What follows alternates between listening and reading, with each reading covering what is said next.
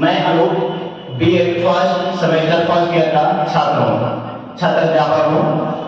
मैं आज बताऊंगा आप सभी लोगों को कि हम नए भारत के निर्माण में कौन कौन से योगदान दे सकते हैं, और मुझे मालूम है कि यहाँ पर सभी लोग बताएंगे, मैं क्या नहीं करना है ये भी बताऊंगा। तो आप सभी को मैं बता दूं कि यह नए विकसित भारत, युवा भारत की संकल्पना कहां से आई। तो 2022 में हमारे पीएम नरेंद्र मोदी जी ने लाल किले से जब भाषण दे रहे थे,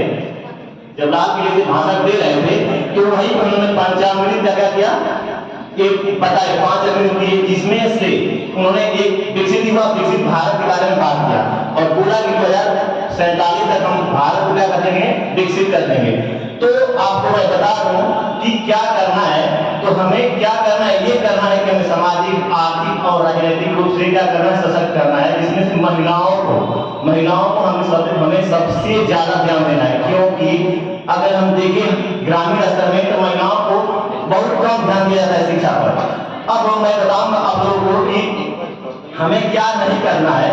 तो हमें सबसे पहली बात की एक कहानी के माध्यम से थोड़ा सा मैं समझाऊंगा कि अभी मैं कुछ पोस्ट पढ़ रहा था कुछ दिन पहले, तो उसमें दिया था कि आज के युवा हम कैसे हो गए हैं कि जब हम व्हाट्सएप पर, फेसबुक पर, इंस्टा पर कुछ पोस्ट करते हैं तो कुछ हमें व्यूज कम मिलते हैं, हमें लाइक कम मिलते हैं, तो हम क्या होते हैं, हमें निराश हो जाते हैं। लेकिन जब एक आदमी का जब हार्ट अटैक से मृत्यु हुई थी, तो जब वो बाहर निकला था आईसीयू से, उसे जब बाहर निकाला गया तो उसके सामने उसकी बीवी, उसके 2 बच्चे, उसके माता पिता और उसका पूरा परिवार खड़ा था। लेकिन उसके 25 व्हाट्सएप ग्रुप, उसके लाखों सब्सक्राइबर, उसको लाखों फॉलोअर्स वहां एक भी नहीं थे। तो हमें ये सोचना होगा कि हमें वास्तविक दुनिया में जीना है, न कि काल्पनिक दुनिया में जीना है।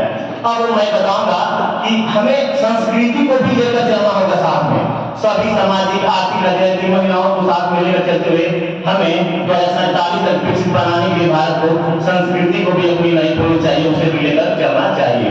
तो इसी पर कुछ लोग समझते हैं कि हमने अपनी संस्कृति को भुला दिया है, तो नहीं भुलाया है। इस पर मैंने कुछ चंद लाइनें किसी से सुनी है, तो मैं आपको बता दूं कि जो चंद लाइनें हैं क्या है कि कलहर के कौवे में, संकर के मठ में, राम के अस्त्र में, परशुराम के शस्त्र में, सीता के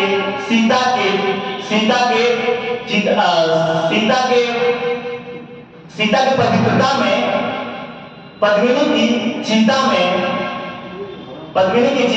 अर्जुन की वीरता में, युधिष्ठिर की धीरता में, कर्ण के कवच कुंडल दान में और दधीचि की अष्टि दान में, महाराणा प्रताप के स्वाभिमान में, हल्दी घाटी के युद्ध में, बैतरणी के बैकुंठ में, और नए भारत के नवनिर्मित स्थिति में।